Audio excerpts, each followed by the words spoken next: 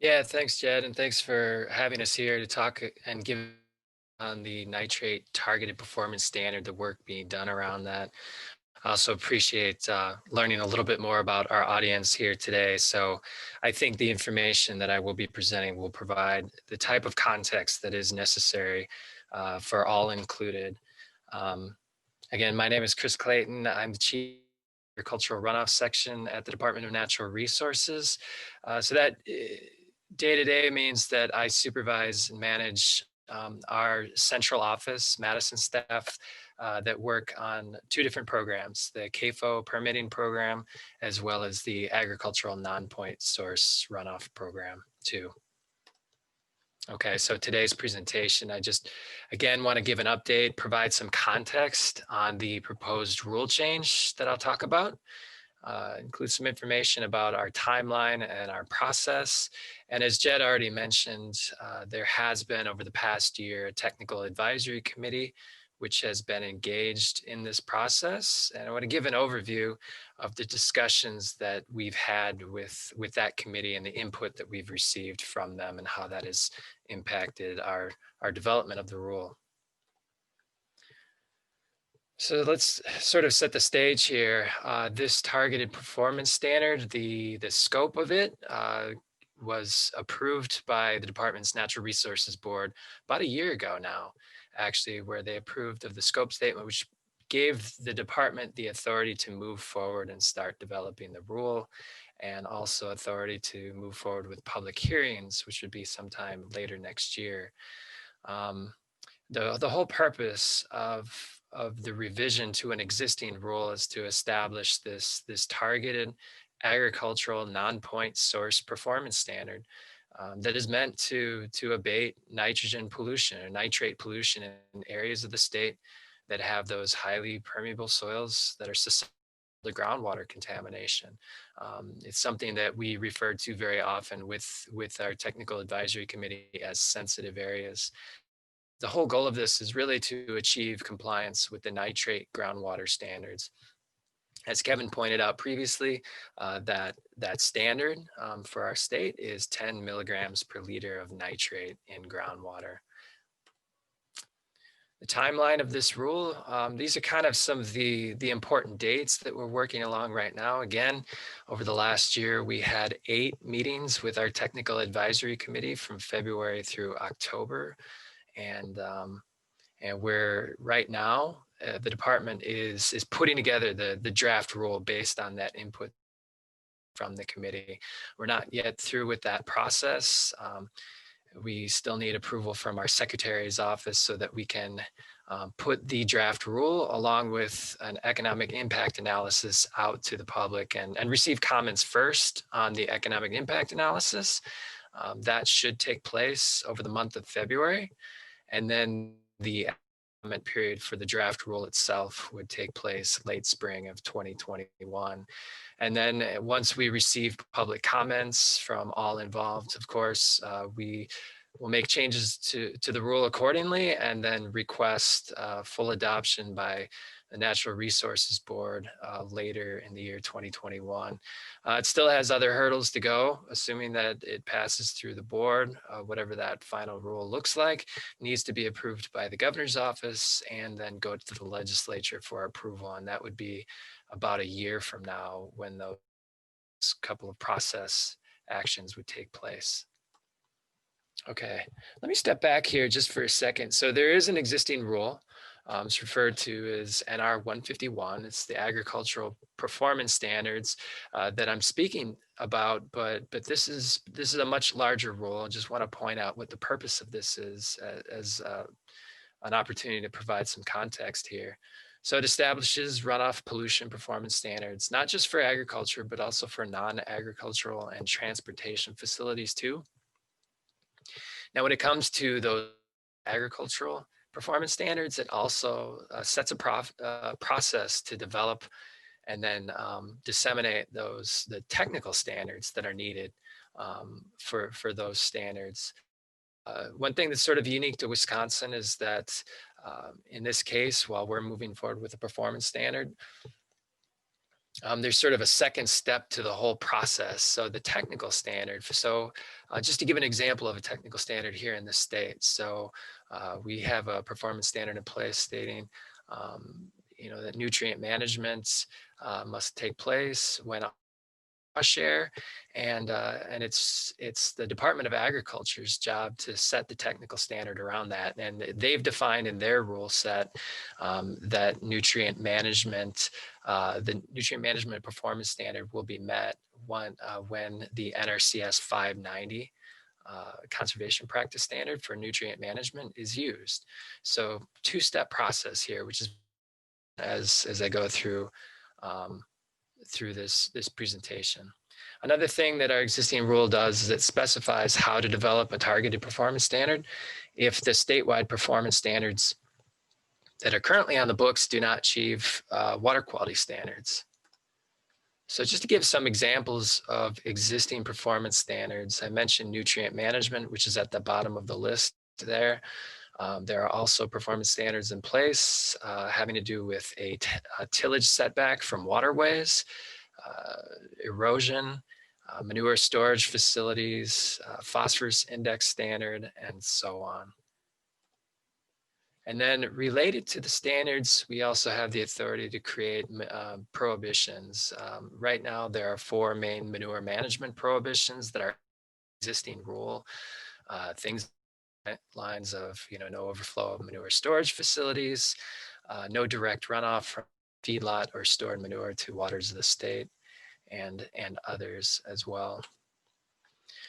Implementation of the existing performance standard is primarily in the responsibility of county land conservation departments, with support from the Department of Natural Resources and from the Department of Ag as well. A lot of counties will place requirements around the performance standards in ordinances. Some counties have memorandum of understandings with Department of Natural Resources. They plan this out, and this is something that they work on fairly consistently throughout the state. Implementation of these standards also can be tied to programs such as farmland preservation. Anybody taking the tax credit for farmland preservation, there needs to be a sign-off stating that they are in compliance with the performance standards, and other programs as well, such as the phosphorus multi-discharger variance program that's run through the Department of Natural Resources. So implementation occurs through a couple of different mechanisms here. All right, let's shift to the targeted performance standards, as I mentioned before. So, with the rule that we're working on right now, this would apply to a specific area of the state that has characteristics that necessitate those additional practices on top of the existing standards to meet overall water quality standards in the state. There are a number of considerations the department can take when creating the targeted standards. Kevin ran through many of these already, geology, physical parameters, soil types, groundwater data, modeling. There can also be pollutants of concern. Hey, Jed, could you just chime in and let me know if you can still hear me? Yes, I can hear you. Thank you. Okay. All right. I just received a warning saying that my internet connection was weak. So good. Yeah, we have a slight Connected here. breakup occasionally, but I'd say plow ahead. Okay. Thank you. And you saw this map during the last presentation as well. So for this particular rule, the pollutant of concern that we're talking about here is nitrate in groundwater. Groundwater, of course, being a major source of drinking water throughout the state. And this Wisconsin Well Water Viewer information, again, like Kevin mentioned, on a town-by-town basis, when averaged out, gives an indication of where the issue is most prevalent throughout the state. Now, how do you go at sort of grappling with this question, which was put in front of the technical advisory committee, of where to determine where this targeted area is, where it isn't, where you're going to apply new standards? There's a lot of information, of course, that can be taken into account in defining a targeted area. Highly permeable soils is one piece. Groundwater susceptibility throughout the state, of course, is another piece. And there's another number of factors which go into this sort of rank hierarchy of groundwater susceptibility in the state of Wisconsin. And then, of course, intensity of land use. And as Kevin mentioned, nitrates, leaching, and nitrate pollution of groundwater is in many places throughout the state directly correlated to the intensity of agricultural land use. So you kind of take a lot of that information together and you start to develop eventually an outline, delineate a targeted area that can be focused on. All right. So who was on our technical advisory committee? We had about, I don't remember the exact number, 25 people on our advisory committee. It included representatives from the Department of Agriculture, a number of entities from the University of Wisconsin, Wisconsin Geological Natural History Survey. We had 6 or 7 farmers on our technical advisory committee representing a number of different cropping systems, some agronomists, NRCS, environmental organizations, and counties. So it was a good mix of folks, a lot of good brain power and thought put into this issue and solutions moving forward. So what I'll share with you the rest for this presentation is to really focus in on the discussion that took place with the technical advisory committee and some of the input that we received. Just one caveat here. I mean, some of what I'm going to be talking about are issues that, again, the department is still working through to try to come to that finish line of a draft rule that will be put out to the public very soon, actually. So the first question we try to tackle with the technical advisory committee, as I've already alluded to, is this: where are these sensitive areas in the state? And the discussions that we focused on with the advisory committee started at the level of considering soil types and geology throughout the state. And one of the things that we hit upon near the beginning of the conversation is that the existing standard for nutrient management in the state of Wisconsin outlines or defines nitrogen restricted soils is the term. And those nitrogen restricted soils, as they're defined as part of that technical standard, are meant to highlight those areas around the state that are really high risk for a number of reasons to nitrate leaching to groundwater. And they come in 5 different categories. So P soils generally, so different soil types that fall into the category P soil, which is a highly permeable soil type. Soils, which are very soils than 20 inches to bedrock, wet soils less than a foot to the water table, and shallow soils less than 5 feet to bedrock. And then also areas within 1,000 feet of a community well too. So put all together, those areas are defined as nitrogen restricted soils. And on this map in front of you here, those sort of pinkish areas scattered across the state, they're more concentrated in some areas certainly than in others, but that is the map of nitrogen restricted soils overlaid with a cropland layer. So nitrogen restricted soils as defined are actually much more extensive in the state. There's broad areas in the North Woods, nitrogen restricted soils, but of course in this context we're not really concerned with that because we're concerned with cropland, our nitrogen restricted soils. So that was sort of the first part of the conversation. I would say, just to generalize, the committee was fairly receptive to this idea of defining the targeted area, using nitrogen restricted soils to help define that targeted area. This is a definition that's already known and already used as a part of nutrient management planning throughout the state. And so because of that known element and ease of implementation, the committee was generally amenable to this possibility. Now, sort of the second part of this conversation involved taking a look at groundwater data throughout the state. So to kind of boil this down a little bit, when you take a look at groundwater data and nitrate, nitrogen data throughout the state, and we looked at it as sort of a township by township basis, not civil townships, but rather land surveys,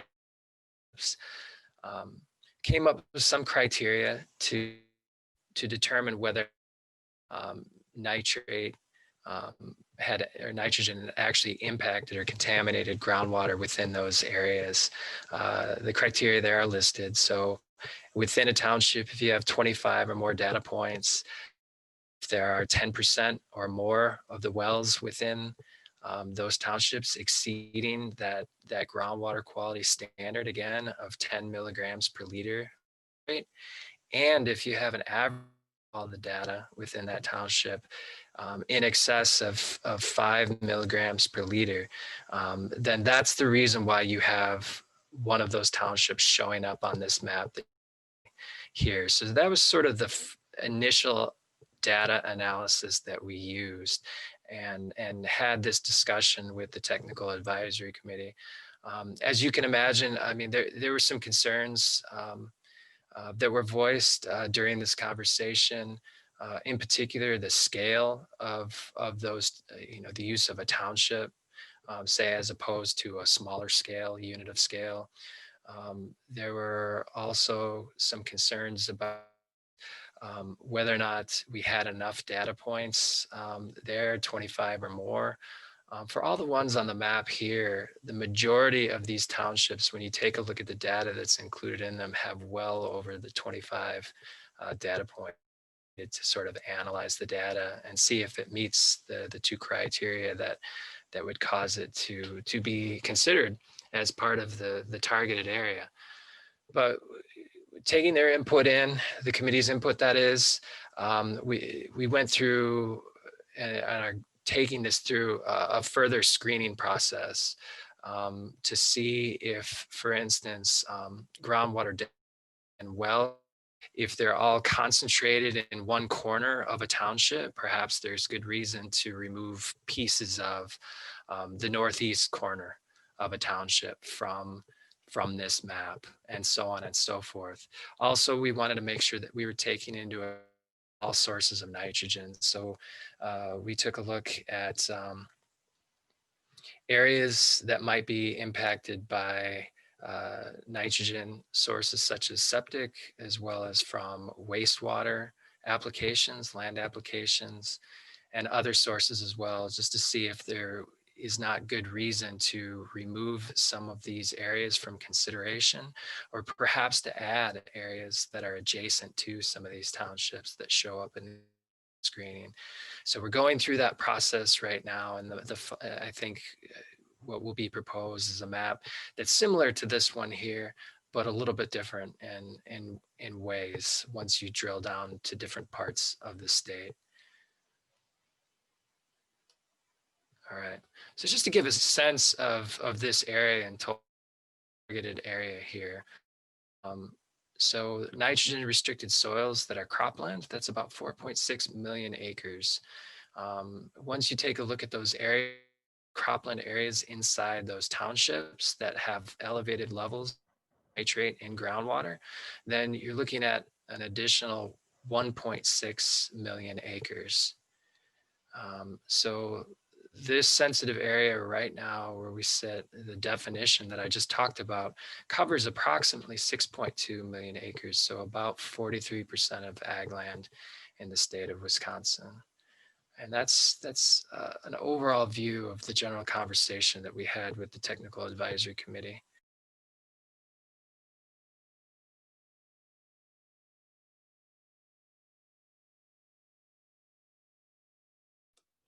Chris, I believe you've frozen up at this point. Let's hope you return.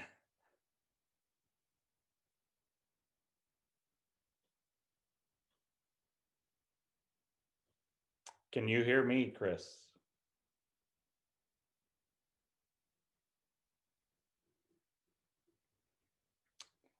Everyone, if you could just please stand by here, I'll try to message Chris in the chat box. Thanks for your patience.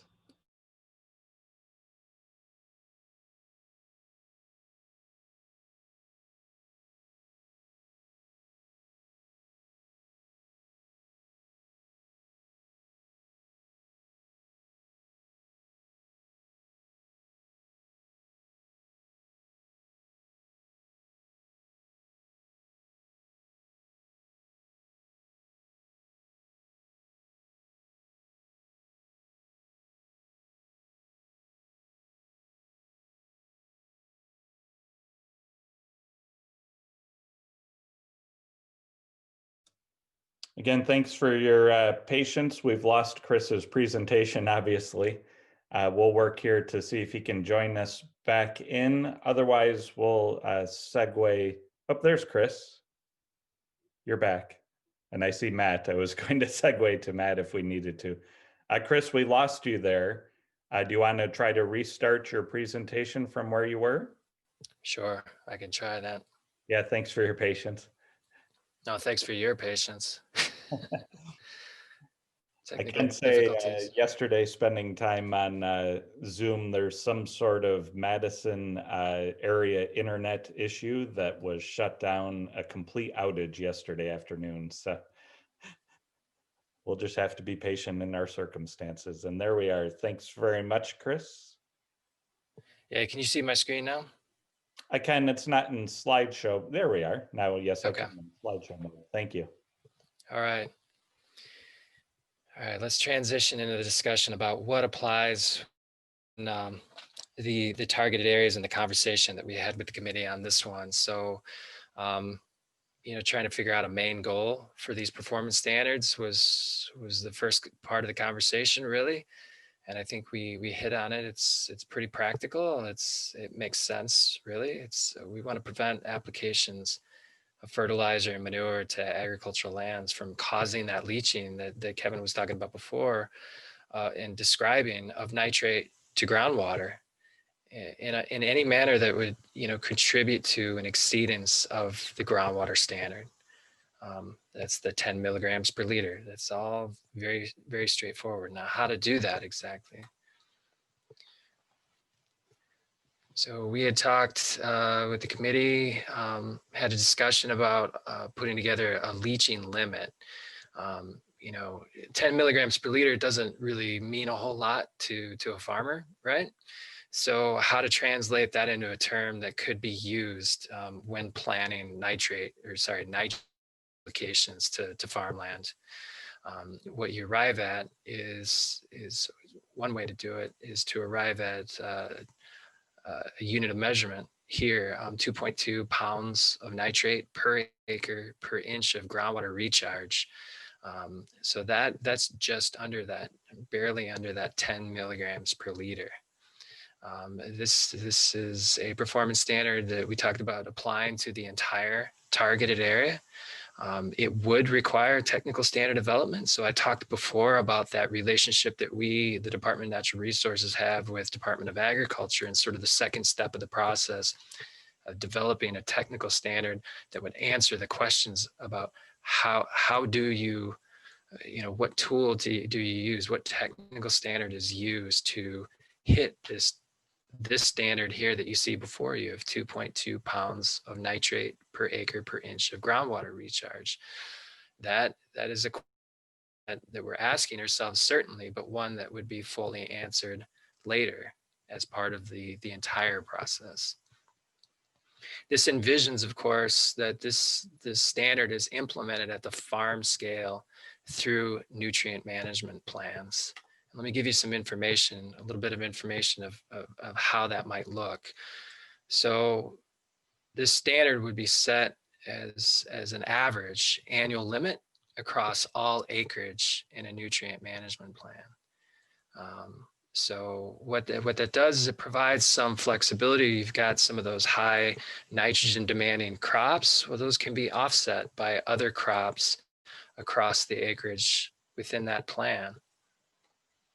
Also, the standard would set an average limit for each field over a rotation. So the purpose of this would be to avoid excess nitrate loss over the rotation at each field. So if you've got a 5-year, 6-year rotation, again, perhaps you've got a high nitrogen demanding crop with higher amounts of leaching to groundwater on a field at a particular year. It encourages rotations and thinking about it from that perspective, than creating any set of a field or set of fields hotspots of nitrogen or nitrate leaching. Okay. Another piece that we talked about with the committee was a set of prohibitions too that would accompany the standard. One of which is a requirement to account for nitrogen or nitrate in irrigation water. Apply, of course, only to those areas where there's irrigated acreage within the targeted area. And this would be implemented through a nutrient management plan.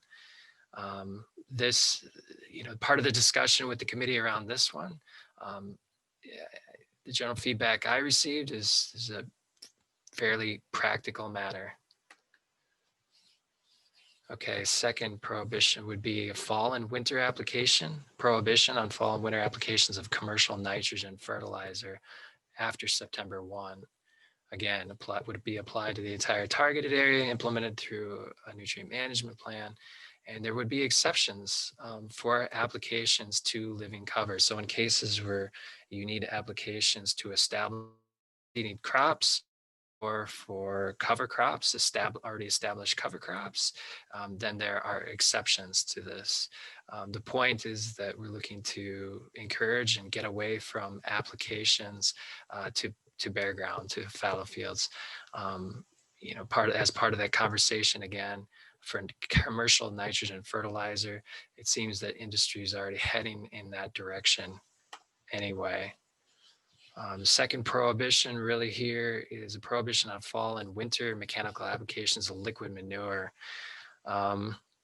Lots of discussion over this one in the dairy state, certainly. And so there's a smaller area where this prohibition would probably apply to, and those are those P soils, R soils, again, those areas that are a higher risk for leaching.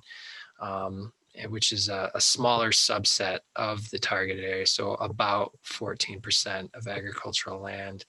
Again, there would be exceptions for fall and winter or fall applications, I should say, to living cover. So in those cases where fall seeded crops, to establish those, or to already established crops that are growing in that fall period. And then also an exception for a one-time application at a reduced rate of 25% or less. So that is the prohibitions in a nutshell. The next steps on this rule is, again, to complete it, right? To get this draft rule and economic impact analysis ready to go so that we can get it out for public comment in 2021. We're also working with some folks over at UW, economists over at UW, to have them do a third-party analysis, economic analysis of the rule. They're going to be concentrating just after the new year on developing some focus groups, a lot of producers, a lot of people within the agricultural community that they'll be having discussions with to talk about the economic impact of the rule requirements some of the ones that I just went over. And also another step here is exploring development of a nitrogen planning tool, something that could be used at the farm level with nutrient management planning to again facilitate a calculation and knowing whether or not you're hitting that performance standard that I mentioned, that 2.2 pounds per acre of leaching, that limit. So there's a lot of moving pieces here as next steps. And Jed, I don't know if we have any time left. Sorry that I ate up some time here with a technical difficulty, but I'd be happy to take questions at some point.